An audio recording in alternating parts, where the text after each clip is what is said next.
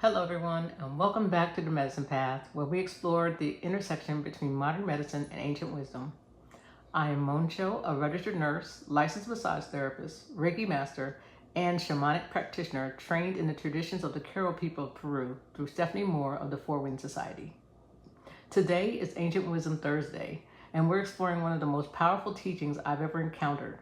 One simple principle that has the potential to change the way you experience your relationships, your work, your health, and even your happiness. It's called Ayni.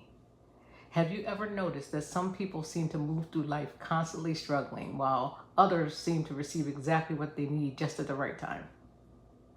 The Q'ero people believe that one of the biggest differences is whether we're living in Ayni. Ayni is often translated as sacred reciprocity or right relationship, but it's much deeper than simply saying you do something for me and I'll do something for you. It's living with the understanding that everything is connected. Every action, every word, every thought, every kindness, every choice creates movement in the web of life. When you give with an open heart, you strengthen that web. When you receive with gratitude, you strengthen it again. Life becomes an ongoing exchange of energy. Here's the most important part. Ayni is not about keeping score. It's not transactional. It's not, I did this, so now you owe me. Instead, it's asking, am I contributing to the balance of life? Imagine walking into a forest, you breathe in oxygen, right? The trees give it freely.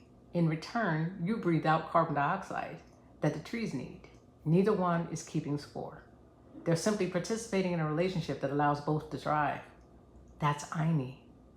The same principle applies to our lives. Do you receive support from others? Then offer support where you can. Do you receive kindness?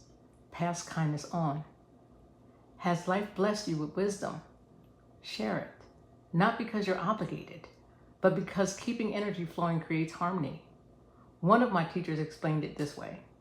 If everyone only takes, if everything only takes, eventually there is nothing left to give, right? But if everyone contributes what they can, abundance naturally grows. I love that perspective because it reminds us that even the smallest acts matter. A smile, holding a door, listening without interrupting, checking on a friend, thanking someone who actually goes unnoticed.